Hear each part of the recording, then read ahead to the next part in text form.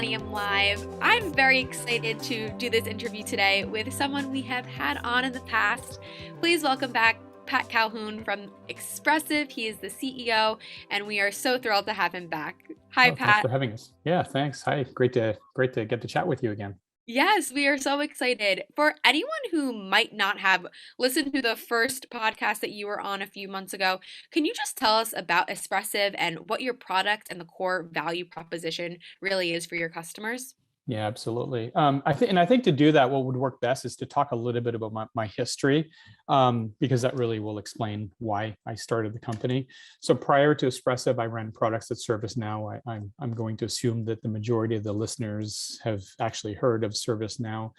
But the reason why I left ServiceNow and I created Espressive is I was hearing consistently from every CIO that I spoke to and CHRO that while ServiceNow was helping them digitize a lot of the back office processes, when it came to the employee experience, it was like 1995.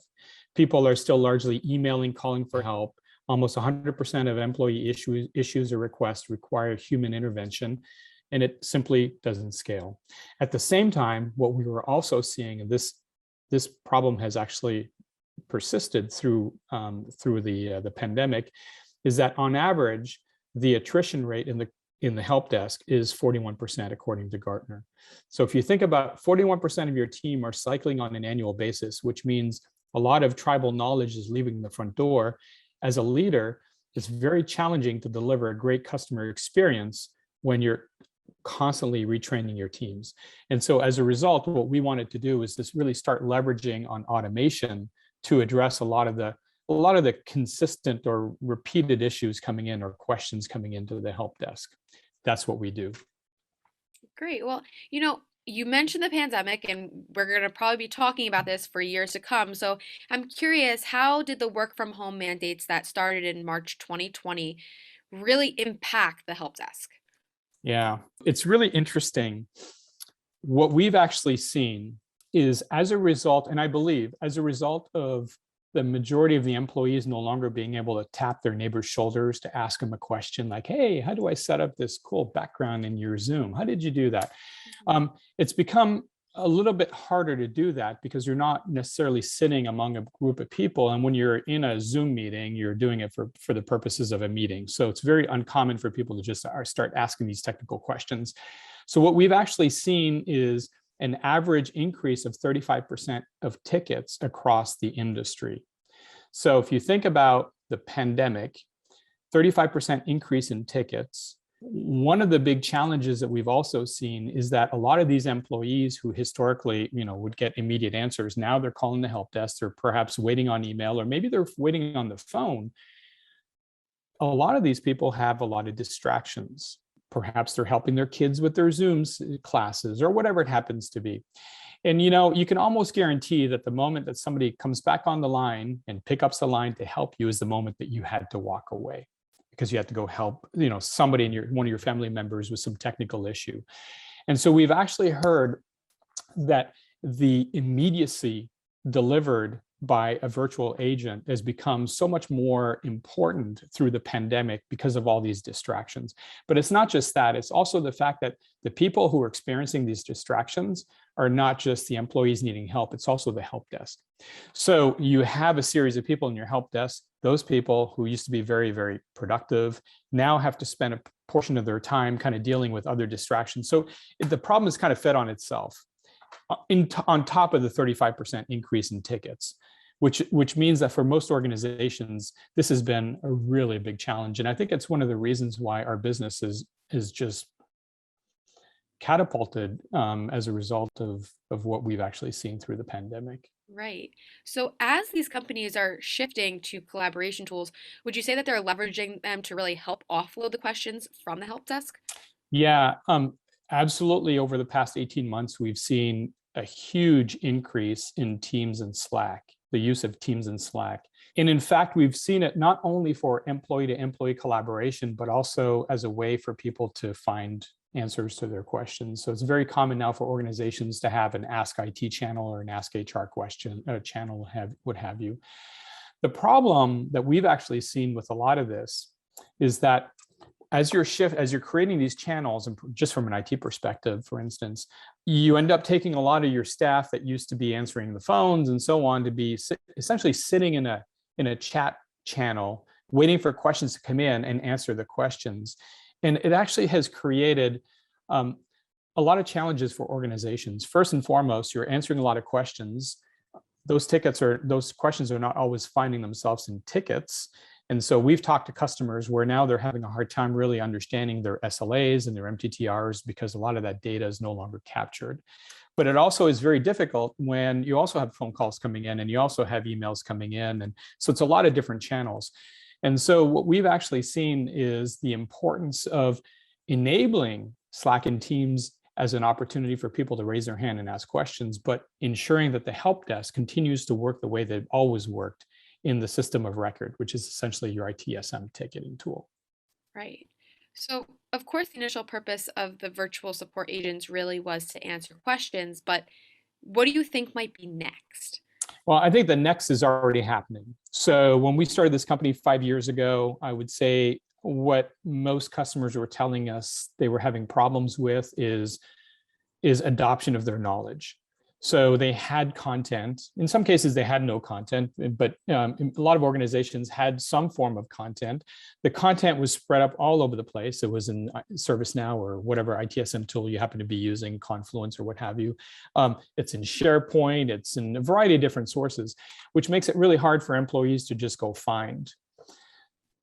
So a lot of it was, how do we make sure that people can leverage the content that's been created? But what we've seen over the past 18 months is a huge shift away from answering questions with knowledge to automating work. In fact, if I look at the past probably half a dozen deployments we did, I would say that the focus on knowledge is now probably 30%, and automation of tasks is now 70%. And what I mean by automation of task, it could be anything from, help me provision software. There's no humans that should be involved in provisioning software. That should just happen. Of course, there may be some approvals, et cetera, but other than that, it's fully automated. We're seeing customers ask us to automate work around, HR, submitting requests, or even GitHub, adding a repo to GitHub or Jira or whatever tool. We have a customer that just integrated Barista, which is a virtual agent, with Ariba to help with the creation and the management of purchase orders and purchase requests. So more and more, we're seeing that becoming the focus. It's still important to answer questions, because if somebody asks a question like, how do I set up this wonderful Zoom background? That's something that still requires a human to get involved, but you can give them very simple instructions. But more and more what we're seeing as kind of the next step to help customers get to 60, 70, 80% deflection is through the automation of tasks. So, as you're talking about all this, I'm really curious. Can you share an example of a customer case study that really speaks to the value of implementing a virtual agent for really employee self-help? I think I can actually do better than speak to a case study. I'm actually going to share a video with you if that's appropriate. Yeah. This is Eric Johnson of SurveyMonkey. The company has been renamed to Momentive, and he's actually going to share his experience, why he decided to deploy a virtual agent. But probably the most interesting part of this video is, what did he achieve in the first 30 days? So we became an Espressive customer. Gosh, it doesn't seem that long ago where we did the launch. And have some kind of early results, and I'd love to share here with the group.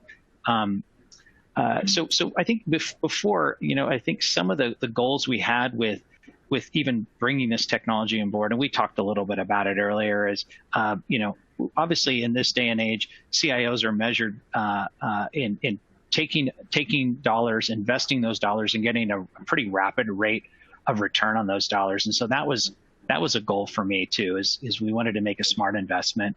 That level of employee experience, but also that new global organization that we now find ourselves in, is being able to get support anytime, anywhere, and also through multiple devices was really important. Great employee experiences I talked about, and then we touched upon it pretty thoroughly there on RPA and virtual assistants, and how can we start to tie together some of these business processes. So those were all things for me that were super important. I needed to have a solution, a platform that we could really leverage that would allow us to not only see some of these in the early stage, but also something that we could continue to grow and evolve with. So again, results. This is the kicker. And before I get to the results, I want to thank an amazing global IT team that I have at SurveyMonkey, and it was a team effort, and also the support we had from you, Pat, and your organization to get to these results. And again, early results, and we're going to continue to measure these, which is super important. But out of the gate, saw a 50% deflection, which is fantastic. Adoption by 25% of the employee base already, and we're continuing to look for opportunities to actually get people to leverage the technology, and a lot of it is just education. Once people see it and play with it, they get excited about it. So it's a job of constant communication, reminding people this is there. Slack is a big part of our communications platform. And so we're seeing a pretty steady flow of folks leveraging a really good, robust Slack integration with Espressive to be able to engage with our support teams, and in many cases even automating some of the fixes. And so a lot of good stuff happening right out of the gate. And some comments there so far. Love the automation, and even someone says, "I think this is cool," which is nice. People in IT love to think they're cool. So anytime anyone's going to tell me that something's cool and it's in a great employee experience, I think we're heading in the right direction. Awesome. So hopefully that was informative to everyone. I think Eric is just a phenomenal leader, and I really appreciate the insights that he's provided. Kind of curious, Katie, what did you think? I really thought that was a great conversation. When I first asked you to share a story, I thought you were just going to give me a little tidbit, and I'm so happy you shared that with not just me, but everyone who's listening and watching. So thank you. I just Awesome. have a few follow-up questions before I do let you go. So just hold tight with me for a few minutes. But Sure I'm thing. really curious, how does a CIO deal with the question of whether automation is going to remove jobs or is it not? The reality is, a lot of people are worried, and when they're worried, it's because they really don't understand what is coming. So my recommendations when I'm talking to some of our customers and some of our prospects is to get ahead of the problem. Be very transparent on why you're building this automation. What does this mean to people in the future? If I take a look at Dexcom as an example, one of our customers, they were 2.5 years ago when we started engaging with them. They were growing 30% quarter over quarter. So literally adding hundreds of people a month. They had a team that was overworked, overstressed, being told to do more with less, close tickets faster, et cetera. And they decided, and they were in the process of hiring an additional 20 people for the help desk. They decided to deploy our platform. And, of course, initially, people started worrying about, well, what does this mean to me, right? Is my job going to go away because automation's coming in? And so what do I do? Well, fast forward to today, that team who historically has been focused on helping people with password resets, et cetera, have really been transformed to becoming automation experts using our platform. So their job on a weekly basis is to take a look at the calls that are coming in that are not being automated and identify ways to further automate. And because they're seeing such high deflection rates, I think they're at 67%. So 67% of all employee issues are resolved with no human touch. Because they have extra capacity, they're also reaching into tier 2, reaching into tier 3 to find additional opportunities to automate, which is what that means is you've now taken a team who've really up-level their skill set, have something really exciting to write on their LinkedIn and talk about in their, in terms of what they've been able to achieve as individuals, but they're actually helping the organization by creating a much more efficient IT stack. So from that, to me, is what's exciting about what it is that we do. And all it really requires is a clear conversation with everyone on what are we trying to achieve. Absolutely. We heard in the conversation with Eric that Momentive's early results are extremely impressive. You heard it, everyone who's listening in heard it. So I am curious, so what are customers experiencing that have deployed for over a year or at least a year? Could you share that with us? Yeah, our goal is to really address what is commonly known as a first call resolution. According to Gartner, that's somewhere between 60 and 80%. The majority of our customers are 60, 65%, and I feel like there's a lot of upside. Now, looking at some of the older customers, they're seeing phenomenal. Use Garden Health as an example. They're almost at 70%, right? Their goal is to get to 80%. Dexcom, their goal is to get to 80%. And so whatever is really known as or considered a first call resolution rate is absolutely doable. And then when you add on top of that all of the automation possibilities, that's where you get to 80+%. There's always going to be a class of things that require human intervention, for sure. You can't automate everything, but there's a lot that you can automate. So speaking of that, I really just have one more question for you, and then I'll let you go. But, how do virtual agents really intersect with RPA? And are the virtual agents embracing automation, or are they just answering these questions? We're being integrated with different types of tools that are designed to do much more complex automations. I'll give you an example. One of our customers integrated us with some desktop management software. So if an employee said, hey, my laptop is slow, historically that would have required probably on-site support or maybe a remote session and into the desktop. What we're now doing is we're engaging these back-end process automation tools that can actually reach into the device, do some analysis of what's happening on the desktop, tell the user through the conversation with a virtual agent what is happening, and let them know that we're fixing stuff. So those types of automation tools out there that we're integrating with are super exciting because now we can literally automate anything. Now, RPA is also being used for a different class of problems, whether it's, automating some business process or what have you. The big challenge that we've actually seen is that it's sometimes very difficult for employees to know how to access a lot of these RPA tools. How do I launch something? And so being able to connect the human language to RPA tools and RPA process automations really helps increase the overall adoption as well. Right. Well, this is truly amazing. And again, I know I said this in the beginning. It's such a pleasure to have you on here again, but really just hearing everything that has gone on in the past 18 months, it's really exciting and really wonderful for everyone involved. So thank you for joining us. Thank you for sharing your conversation with Eric, and thank you everyone for tuning in. Great. Thank you.